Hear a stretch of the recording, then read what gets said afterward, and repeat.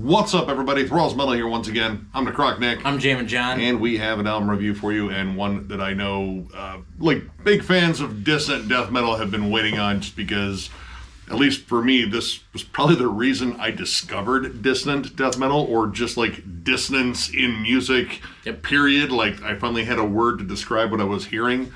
We are going to go over the latest offering from Ulcerate, Cutting the Throat of God.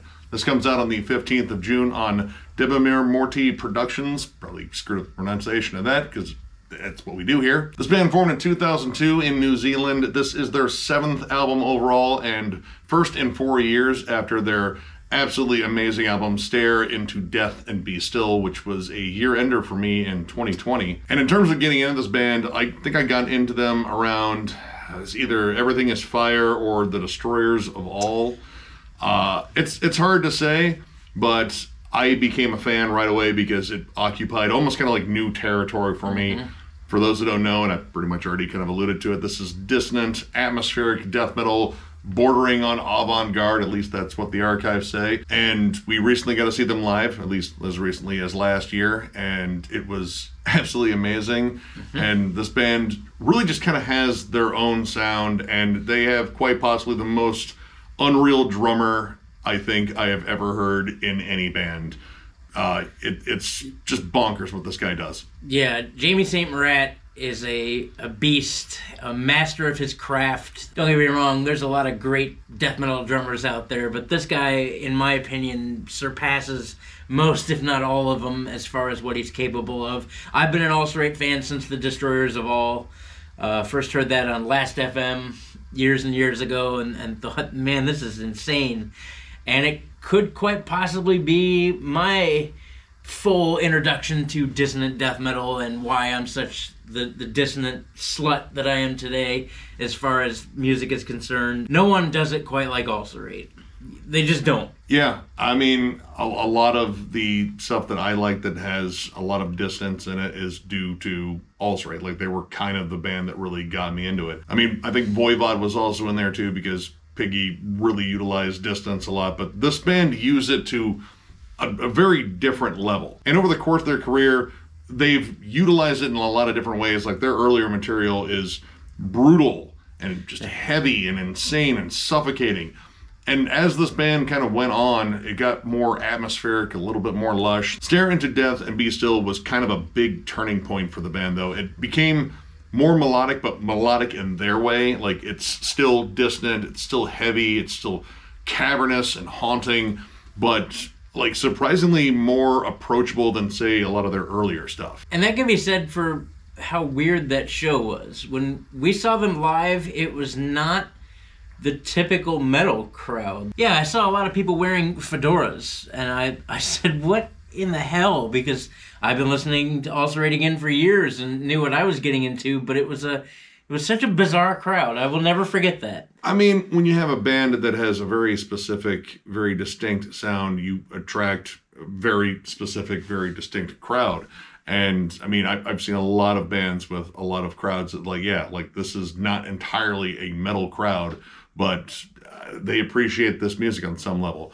So needless to say, we were pretty excited about this one. I only had a chance to jam a little bit of it. I know it streamed last week, but I've been super busy, but it was immediately recognizable as Ulcerate. Yeah. Right away. And I would say it's also a continuation of what they were doing on Stare Into Death and Be Still as well. It's still very lush and atmospheric. There is notably more melody, but I feel like there's a little bit more heft and a little bit more darkness to this one. The first song, To Flow Through Ashen Hearts, gives just an example of how melodic they are. In fact, I think, at least in my personal opinion, this is probably the catchiest earworm melody on the whole record. One of them, I would say. And I like the fact that this song is kind of a slow burn. And, full disclosure in terms of the song lengths in here, all the songs are long. And this opening track is the shortest track in the album at just a little bit over 7 minutes. So it's definitely saying something when the short track is 7 minutes. The rest of these, there's some ones that approach the 8-minute mark, eclipse the 8-minute mark. There's one that's over 9.5 minutes, and they are completely loaded with textures and waves of guitars, and again, the most ridiculous technical drumming out there. But what I like in terms of these like longer, slower builds is you have a chance to let the song breathe a little bit. To Flow Through Ashen Hearts starts off almost like a post-metal build, like it builds in layers. You get some really interesting kind of off-time grooves, which are just tame in comparison to what you will hear later.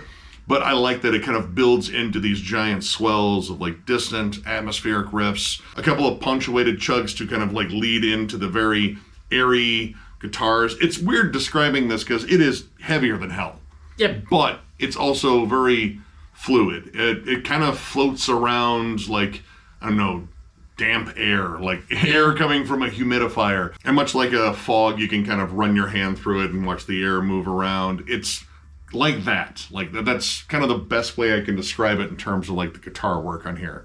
Yeah, because Ulcerate, again, is super heavy, but also very airy and spacey and ambient. It's kind of just a weight in general. This band is just uniquely heavy in their own way. Like, I wouldn't say that it's full of chuggy moments, albeit the title track is full of the chuggiest, I think, riffiest moments on the record. But, like, for the most part, it's just an overall weight. Like, the constant layering of sound and tremolo and just, you can feel it, just like resting on top of your chest. It's like getting bronchitis. Just like, man, ugh. Yeah, there's a lot of layers. Like, the guitars are multi-tracked all over the place. And I feel like they probably do that live, too, in terms of, like, looping. Because you'll have, like, some chuggier patterns underneath the more dissonant sort of noodles and such that are on top. But there's also a huge thunderous bass on there. And the way the drums go, I'm going to keep circling back to Jamie's drum work. It's one of the hallmarks of their sound.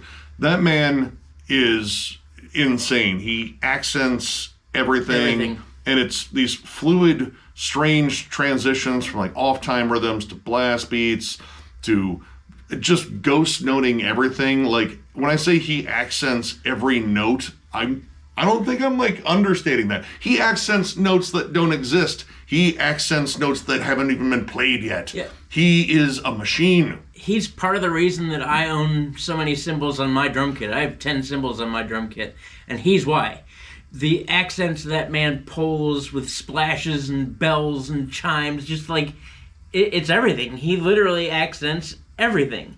And he ghost notes all the time, and there's snare rolls, and watch one of his drum cam videos. That's all I gotta say. Like, I can't wait till the drum cam comes out for this, because every album that I can think of, at least since Destroyers of All, he's released drum cam footage of the studio, and just no one plays like this man. I can't really like say it, but his kick speed is insane, and the way he moves around that kit is just Yeah, you can swear he's got like 8 arms. It's ridiculous.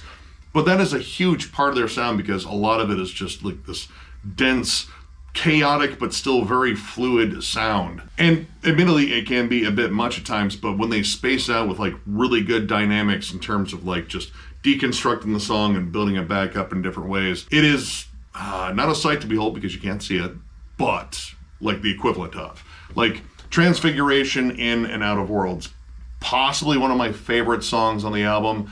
It is the first of these songs that eclipses the 8-minute mark, but it doesn't necessarily feel that long. There's lots of peaks and valleys in it, and unique melodies that repeat, which is like another signature thing they do in terms of like layering lush, dissonant melodies. And in terms of like dissonant melodies, these guys know how to make it catchy. They were probably the first one that I heard where like a dissonant tag wasn't necessarily like something done for the effect of being sinister or anything like that. Like, no, they know how to craft like really cool hooks and interesting grooves and kind of play with the melody around these dissonant textures. And I think they do it to almost perfection on Transfiguration, In and Out of Worlds. Okay, guys, you have long songs, you don't need long titles.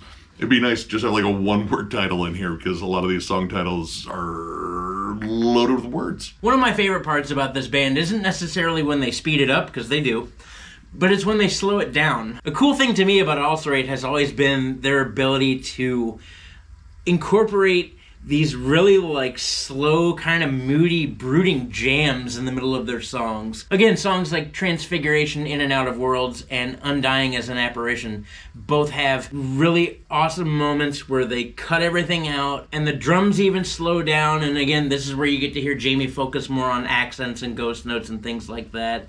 And there's usually a light melody, like there's always something in the atmosphere, but the bass comes in, and everything just slows down and kind of comes at you in almost a relaxing sort of wave. And it gets really jammy. And I've always loved that about this band. That's definitely something that is like a big continuation from the last one, too.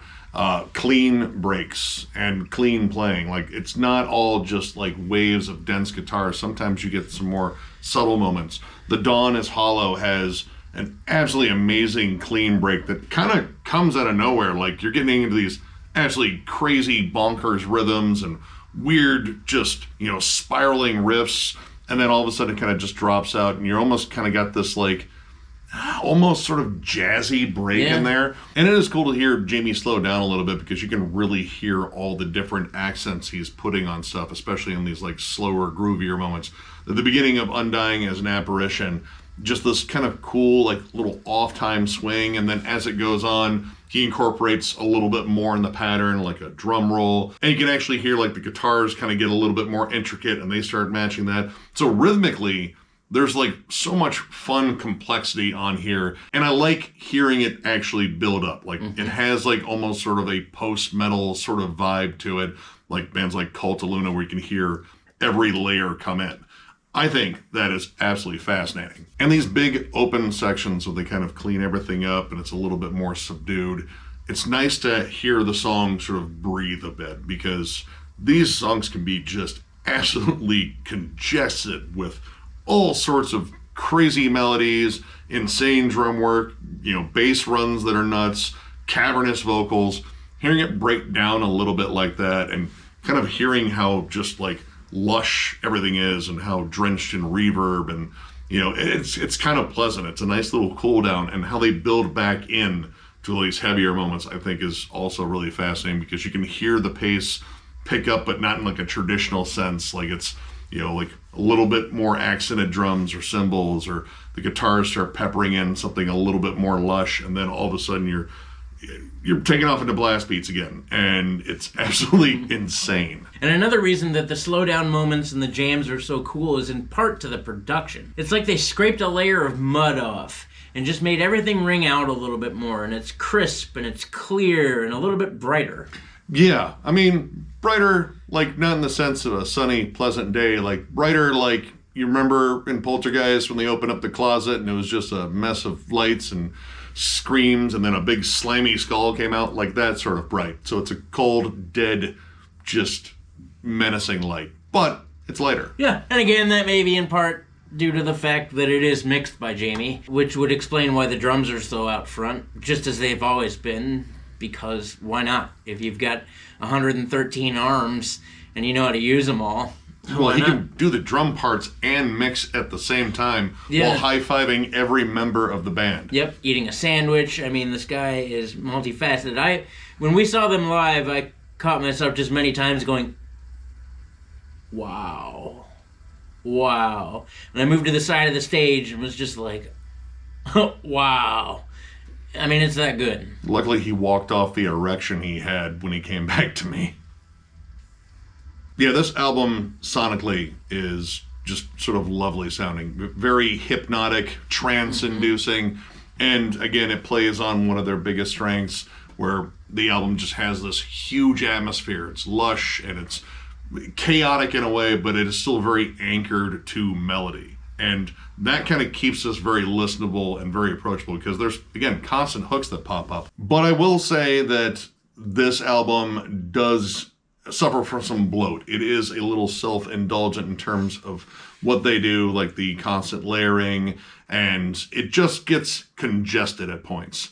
Further opening the wounds, there is an entire like bridge section where I feel like they are just layering dissonant melody after dissonant melody, and underneath that, Jamie is changing drum patterns underneath the same melody, or at least what sounds like the same melody, but there's probably layers squeezed in there that I wasn't noticing, because they occupy like every bit of sound they possibly can. But there's a whole section there where it feels like it just takes forever. In fact, that song felt longer than the song that followed it, which was about 40 seconds longer. Yeah. There were so many times in Further Opening the Wounds that they could have actually stopped.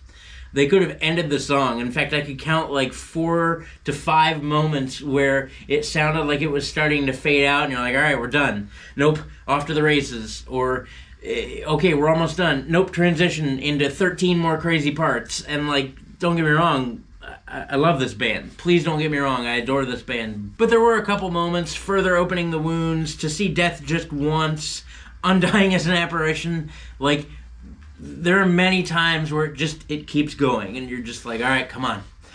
And part of the reason I think it drags the way it does is because it's so hypnotic anyway. Like, you get lost, and you're like, all right, I want the next song now. Yeah, and, well, all right, with their songwriting dynamics and the way they build, it's kind of unpredictable. Like, you don't know necessarily when the end is going to come unless you are actually following the song along on whatever device you're listening to and you know the track length. But in terms of how they build to the end of a song, it's not like a big crescendo all the time. It's like multiple ones and then like a big dropout. There's only one song in here that has like a flat-out traditional fade-out, and that is Undying as an Apparition. And honestly, that was like the best cue that the song was ending.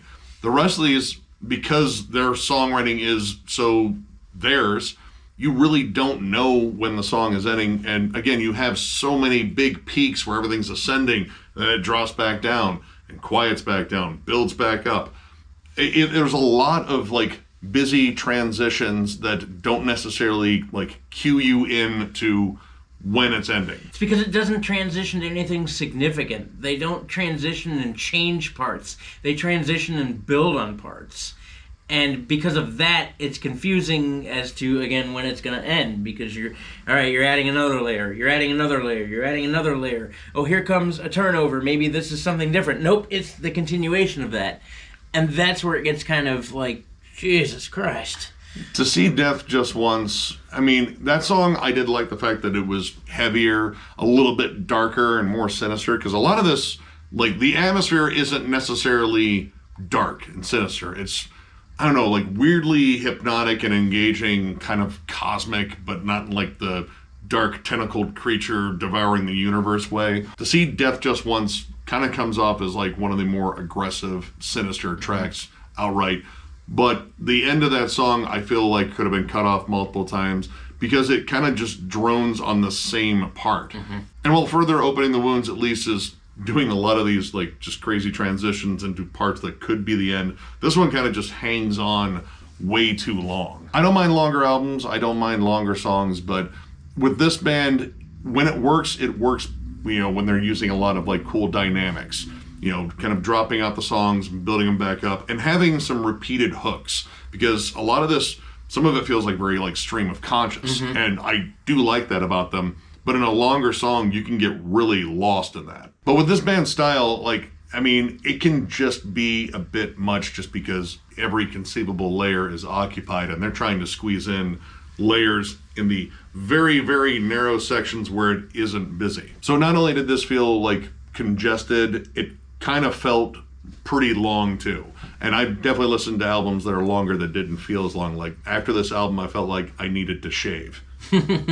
So overall, I'm going to give this record 3.5 stars. The songs that I liked, I really enjoyed. Again, To Flow Through Ashen Hearts, that melody is so catchy, it's in fact still stuck in my head. That's probably one of the catchiest tunes I think Ulcerate has ever written. I'm going to be honest, most of the reason I listen to Ulcerate isn't for the dissonance. And I know that sounds crazy coming from me. It does. Because I, again, adore dissonance and dissonant death metal. A majority of the reason I listen to Ulcerate, I think some people will agree, Jamie St. Murat, I listen to it for the drums, dude. The drum work in this record, in all of Ulcerate's stuff, is superb. Many awesome death metal drummers out there, but Jamie St. Murat, as far as what he does and the fluidity at which he does it, takes the fucking cake. Because I could nitpick these songs all day. There were definitely some moments I felt it was too congested. There were awesome moments when they get all jammy and he gets all accenty, and that's, again, something I really enjoy, all the drum accents and the cymbal accents. Me as a drummer, that's something I latch onto. Still some good songs. Cutting the Throat of God, we didn't really dig in too much into that, but that is riffy as all get out. There's a bunch of awesome moments where there's like staccato moments and big hits and downright chuggy. Like there's some Morbid Angel worship going on in there. I wouldn't state that it's as good as the previous release, but it's still a pretty much banger of a record. If you like Ulcerate, because there's not much to compare it to, it's Ulcerate. If you like Ulcerate before, you're still going to like them now. They definitely brought some cool things to the table, such as hooky melodies, like repeating hooky melodies, which I thought was really cool. But I'd recommend giving it a listen. Yeah, for fans of Ulcerate, I recommend Ulcerate. Yes. I'm actually going to go with a 4. It's not the strongest 4, but I think this is better than the 3.5 for me. It does pretty much everything that I want from an Ulcerate album, albeit it does sort of drag in spots, but it has this weird hypnotic quality that I like. I don't think it's as good as Stare Into Death and Be Still, but I still think this is pretty solid. The drum work, it's always amazing. It continues to be amazing. There's points in here where I just kind of looked at the speaker with confusion. Was like, what did you do? Like, you hit everything all at once. That's not possible unless you're him. Yep. But I'm still spellbound by this band. The way that they can make all this dissonance into catchy melodies still boggles my mind. Transfiguration, In and Out of Worlds, possibly my favorite track in here. I love the dynamics on it, and that's definitely something I would have liked to have heard more on certain tracks. But overall, I think the experience is exactly what I expected from an Ulcerate listen. It's chaotic, it's heavy in its own way, and in terms of like the songwriting and song structure, it is just spellbinding. Kind of confusing, but like a cool confusion where you're not just completely put off by it. You want to kind of dive back into it and it's like, no, I want to figure you out, you fucking trigonometry problem of an album. It's unpredictable, it's strange, it's nebulous, and I enjoyed this one. If you are a big fan of Ulcerate and bands that kind of sound like Ulcerate, but I mean, let's be honest, they don't really sound like Ulcerate. No. Check this out. Solid listen, and yeah, just jam the rest of their discography too. Like, yeah, that's the only way to really get used to this band is just like kind of dive headfirst into their chaotic maelstrom of dissonance. So, if you enjoyed this review, give it a thumbs up. If you're new to the channel, subscribe because we do stuff like this all the time. We are also on Patreon. If you'd like to help us out there, there's a link down below, thrallsmetal.com. Our Patreon link is there. It is also in our channel, the banner in the bottom right-hand corner. But if you're looking for Thralls Metal stuff, you have to go to thrallsmetal.com. We have t-shirts, both old and new. The old ones are discounted, provided we have your size. And we even have hats, too. So if you're looking for any of that stuff, click the link down below. And certainly, last but not least, tons of stuff going on at Thralls of Metal, album reviews, discography rankings. Meshuggah's coming up next. States of Metal, is it metal, is it not metal, metal, whatever this guy decides to do. I have internet now at my house, so you're probably going to see more from me. I'm so excited to have internet. Anyway, beyond that, we appreciate you guys. Thank you to all of our fans and our subscribers and people that continue to tune in. And, you run into us at shows and we shake hands and it's a good time. We love hanging out with you guys and taking pictures and whatever. We appreciate you. Thank you so much from all of us here at Thralls of Metal. Yeah, you guys absolutely roll, and we're looking forward to overloading you with more content. So one more big thank you from me, and we will catch you later.